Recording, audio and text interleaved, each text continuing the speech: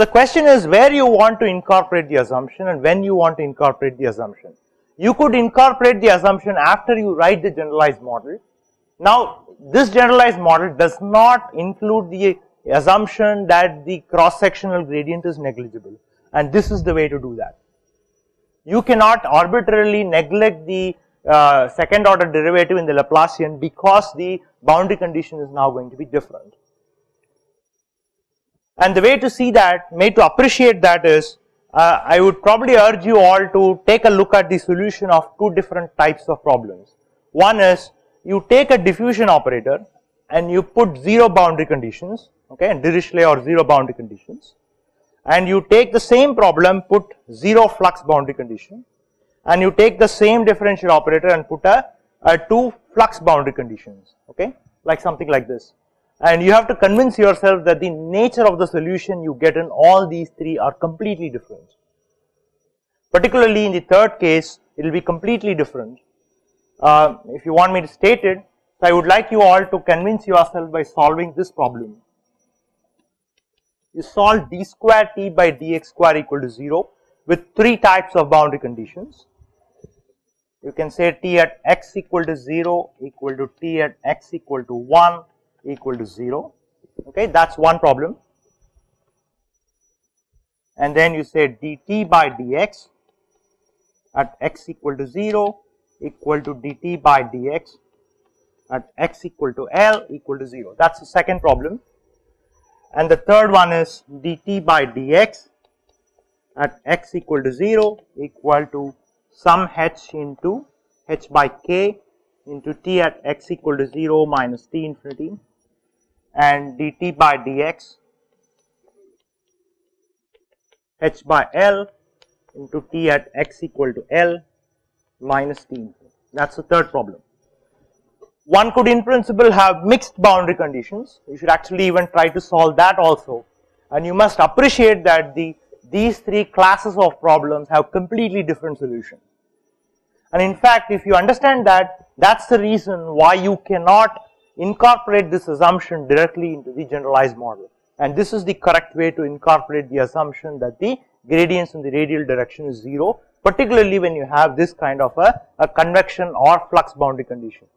If you have these two types of boundary condition, then you would assume you can directly ignore the gradients and you would not make a mistake because of the nature of the solution that you will get for these three types of problems. It's a very good exercise. All of you should actually try to solve these three types of problems, and you will see these three classes of problems in almost all the engineering systems that you will see in this program and also probably elsewhere. It's a very, very common type of differential equation problem that you will see in many, many engineering systems. And there are some very good reasons for that. I will not get into that, but there are very good reasons why these classes of problems will appear in almost all the natural systems that you will try to model. Assuming cross-sectional area temperature to be uniform is not an appropriate and not a realistic thing if the aspect ratio is reasonably good. If the aspect ratio is very small, then you can assume that the temperature is almost uniform. Now, of course, you don't have to assume that to be uniform. It just makes your life easy to solve the problem, that's all. Now, you could in principle take the full problem and get the full solution, and you will see that the solution that you will get from this equation will not be very different if you impose the condition that the temperature is nearly uniform in the cross section. It doesn't matter. You can go either way. It doesn't matter. You can start from the generalized equation and then you can integrate, you will get exactly the same. And you can start from, you incorporate the assumptions while building the model, you will get exactly the same equations. It wouldn't matter. And in fact, some of your things about the integral balance is already incorporated here. This is exactly what you do when you write an integral balance. Okay, so let's take one of the questions that he asked. What happens if x is constant? Before that, we should actually go to the boundary conditions of this problem. So,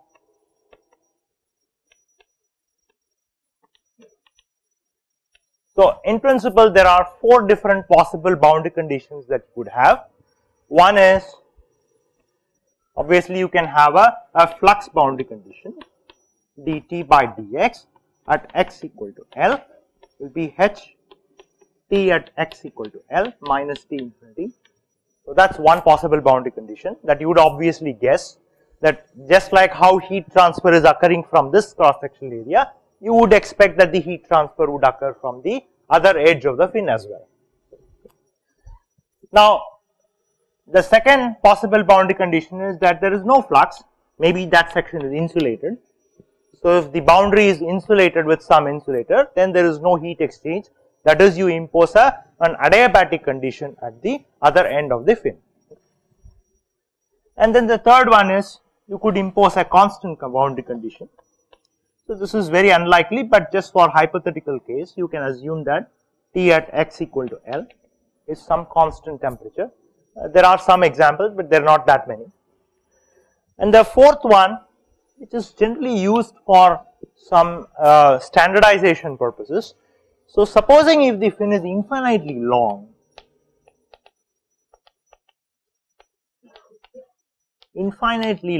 fin, what will be the boundary condition?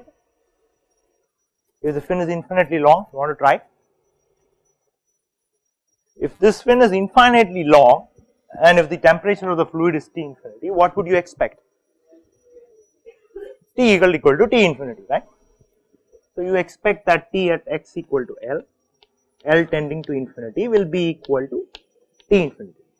So, that is just for standardization purposes. You will never achieve such an ideal situation however long the fin is going to be, but it is just for standardization purposes such kind of boundary condition has been prescribed. Okay. Alright, so next we go to a specific case where, so supposing we assume that the cross sectional area is constant,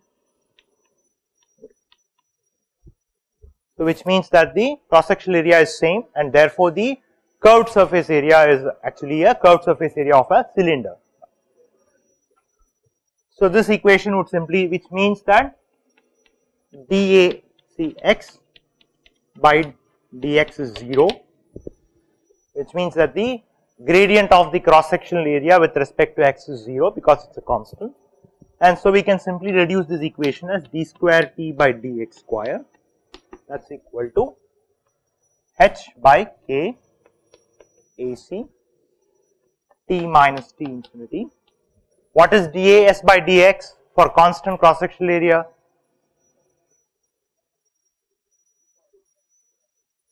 It's 2 pi r, perimeter, right? It's the perimeter. So, if P is the perimeter, P is the perimeter of the fin that you are considering, and that should be equal to dAs by dx. The change in the cross sectional surface area for heat transport is simply the perimeter of that particular fin. How do I solve this equation?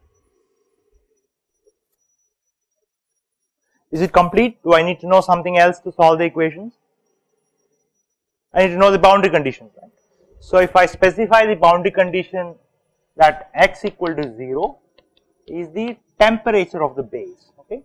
So, note that the fin is attached to a base surface, and so if the temperature of the base surface is specified, so that is going to be the boundary condition at x equal to 0, and I could say that T, if I assume that there is a convection boundary condition, so if I specify this boundary condition, then we can solve the equation. How do we solve this equation?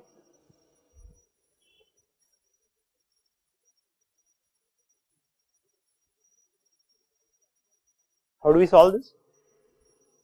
Yeah, not that hard.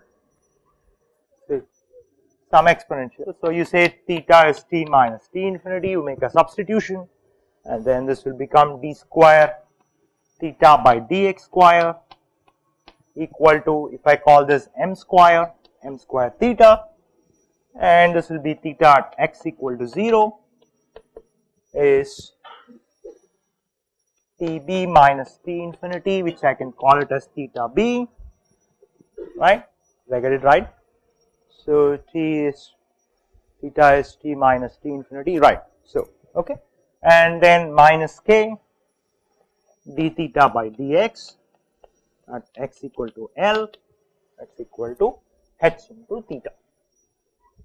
So, it is a pretty easy, and you can solve this. This is exponential solution. It is like an eigenvalue problem. What are the eigenvalues of this differential equation? Eigenfunctions? Eigenfunctions are e power, plus mx and minus mx. So, you can solve the eigenvalue problem and substitute the boundary condition. I will just give you the final form. So, theta x by theta b, which is the base temperature, is given by the ratio cos m L minus x plus h by m into k into sine hyperbolic m L minus x divided by cos hyperbolic m L plus h by m k sine hyperbolic m L. Okay. So, that is the solution, and the profile will be, so if theta b, that is the profile that you will expect.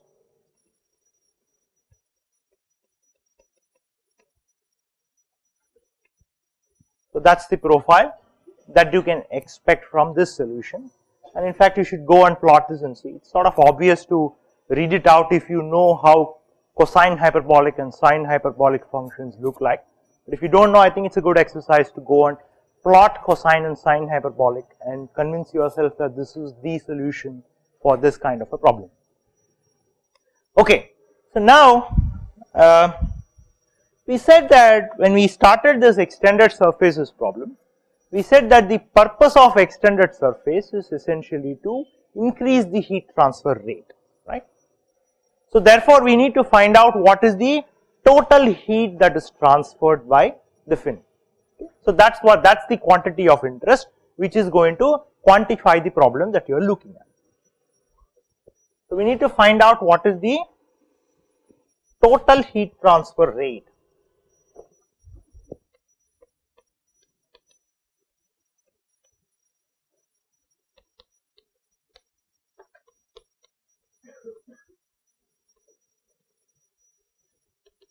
How do we find this? How do we find the total heat transfer rate, that is the total amount of heat that is transported by the fin? So, note that there are two processes. One is it is transferring by conduction and the heat is being lost from the other end of the fin, and while doing that it is also simultaneously losing heat via convection. So, how do we find the total heat transfer rate?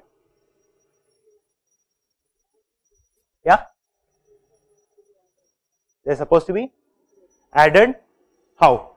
So, one could integrate h into dA s into t minus t infinity, okay, across the whole fin. So, that will give you the total amount of heat that is transferred. So, that is one way to do that. But so note that I always told you that you should use your intuition. So, there is an intuitively simple way to do this, okay. So, we assume that the system is under a steady state, right. We said that the system is under steady state conditions. So, if it is under steady state conditions, it means that the temperature profile remains constant, right, it does not change with time. So, whatever heat, so supposing if this is my fin,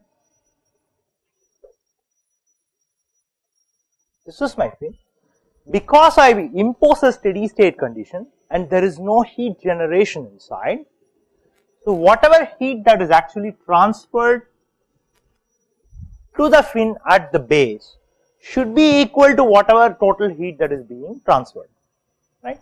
So, it is a very simple thing. Is that clear to everyone?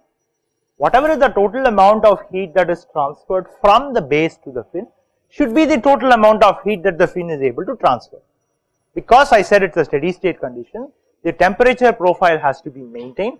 So, whatever heat that comes in should actually go out, otherwise the temperature profile is going to change. Our assumption is not valid. So, So, in order to satisfy the assumption that we made that it is under steady state conditions, an intuitive way to find the total amount of heat transfer is what is the amount of heat that is actually transferred from the base to the fin at x equal to 0. And in fact, if you integrate, you will find that it will be exactly the same. Okay, and that will be, give you the expression. So, that will be minus k. So, the total amount of heat that is transferred by the fin Qf is minus k into cross sectional area into dt by dx at x equal to 0. So, that is the amount of heat that is transferred to the fin at x equal to 0, and that should be equal to the total amount of heat that is transferred, and so that will be equal to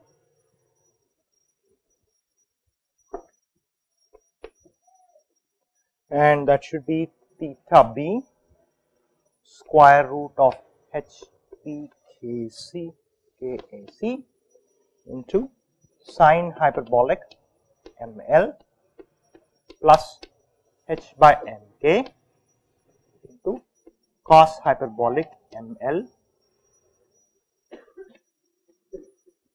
divided by cos hyperbolic m l plus h by m k sine hyperbolic m l. Okay. So, that is the total amount. So, note that it is the total amount of heat that is transferred. The local heat transfer rate is not constant. So, remember the when we discussed about the resistances, that whenever there is heat generation or heat loss at local location from the solid that you are looking at, the total heat, the local heat transfer rate is now going to be a function of position. And in fact, that is sort of alluded to in this expression. So, note that the total heat transport rate is now a function of the length of the fin that you are considering. If it were to be constant, then irrespective of the length, the heat transfer rate should be exactly the same. That is not true. So, it is a function of the length, and in sort of it is reflected in the total heat transport rate. So, if you know the length of the fin, then you should be able to calculate what is the total amount of heat that particular fin can actually transfer from the base. And this is an important design parameter. So, you have, if you know what is the total amount of heat that you want to transfer, then you could use this expression in order to design the length of the fin. So, this is often an important parameter that you have to find. What is the length of the fin that you have to use in order to achieve a certain amount of heat transport rate? Is that clear to everyone? Okay. So, I will just give you the expressions for the other type of boundary conditions, but I would strongly encourage you to derive them and convince yourself. So, supposing if you use no flux boundary condition, so that is the second type of boundary condition, dt by dx at x equal to L is 0, and the solution will be theta by theta b is cos h m L minus x divided by cos hyperbolic m L, and the total heat transfer rate Qf is given by square root of h p k times AC into theta b into tan hyperbolic m L. And for the third boundary condition, where you have a fixed temperature, that is theta at x equal to L is theta L, the solution will be theta by theta b equal to theta L by theta b multiplied by sine hyperbolic mx plus sine hyperbolic ml minus x divided by sine hyperbolic ml. And for the fourth type of boundary condition, where you have long fin, infinitely long fin, so theta at x tending to infinity, that is equal to 0, that is the temperature on the other end is equal to the temperature of the fluid itself, and so that case theta by theta b is simply given by e power minus mx, and Qf is given by square root of hp k AC into theta b.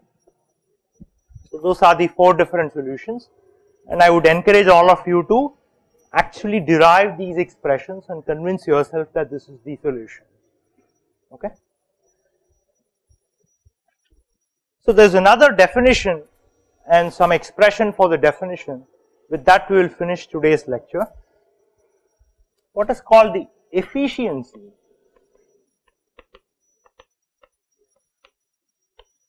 So note that when we said the purpose of a fin is basically to enhance the heat transfer rate. So therefore from design point of view, it is useful to define a quantity called efficiency. How efficient is the fin that I have designed? Can I calculate the efficiency and find out what, so if I want to compare two different fins, instead of comparing what is the actual total heat transfer rate, it is useful to compare the efficiency of the fin that has been designed. So therefore the efficiency of a fin is basically defined as the total heat transport rate, that is the total amount of heat that is transferred by the fin divided by the maximum possible heat that can be transferred, divided by the maximum possible heat that can be transferred by the same fin. What is Qmax? How can we find the maximum possible? So let us pose a slightly different question. When can we achieve maximum heat transfer from a fin of a given geometry?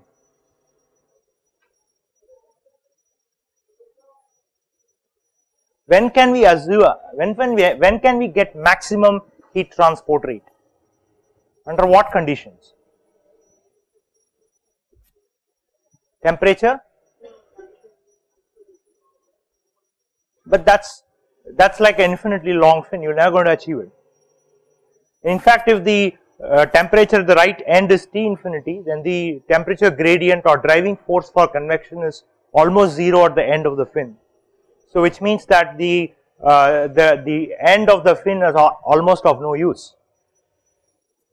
See, any heat transport rate is governed by the temperature gradient, which is the driving force. So if the temperature at the end of the fin is equal to that of the fluid temperature, it's no use. So you don't want to design a system where some parts of your fin is going to have a 0 driving force. That's useless. It's a waste of money. Okay, so how do we find maximum? When do you achieve maximum heat transfer rate? It's hypothetical, you're not going to achieve it. Temperature is constant where? Throughout the length. Okay, what is that constant? That's equal to the base temperature. Okay, so what's the purpose of a fin? The purpose of a fin is to transfer heat from the base to the fluid around. So when can you achieve maximum heat transfer rate? When the temperature in the fin is constant, and not just at any constant, it should be equal to the temperature of the base itself, because that's the maximum possible heat that you can transfer. So therefore Qmax is simply given by H into the overall convective heat transport area multiplied by Tb is the base temperature. So the maximum possible rate, so not that this is maximum possible rate, but what you will actually achieve in reality will obviously be lesser than this.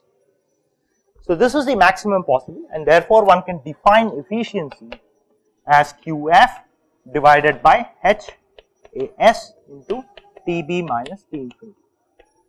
So that's the efficiency of a fin, and in fact for this problem the efficiency would be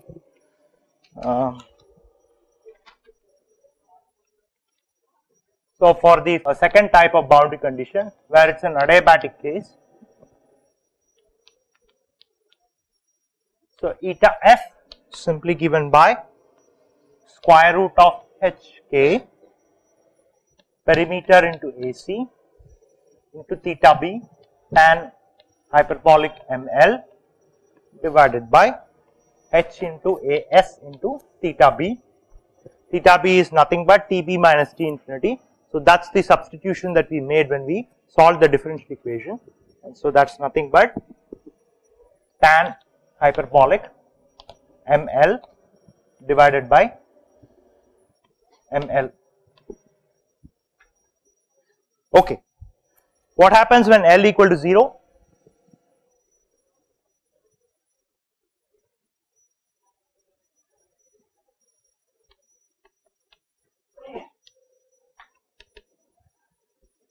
Yeah, what is tan ml by ml when L equal to 0? Okay, what is tan hyperbolic when L is 0? Yeah, 0. So it is 0 by 0. So what is it? No, it's not that simple. How do you know that it's 1? When you have an indeterminate system, what do? You do an L'Hospital's rule, and so you will find out that eta f is equal to 1. That's sort of obvious to intuit. And the reason why you can intuit is, you said that the maximum temperature in the fin is achievable only when the fin size is 0. You can never achieve a constant temperature which is equal to the base temperature. So therefore, the efficiency, if at all you have the base cross sectional area which is sufficient to transport heat as much as whatever is required to be transported, then the efficiency is going to be 1. But this is not a realistic case, it's just hypothetical. Yes? It will be 0. That's right. So which means that as L goes to infinity, eta f goes to 0. That's right. So it's not that you design a long fin and you're going to have very high heat transport. So it's completely counterintuitive. So although intuitively you would guess that I design a very long fin and I'll be able to achieve as much as heat transport that I want, that's not really true. And the reason why the efficiency is very poor is that as the length increases, the driving force is constantly decreasing, because you have two processes which are occurring simultaneously. One is the conduction and the other one is the convection. So it's the driving force which is actually forcing the efficiency to be 0.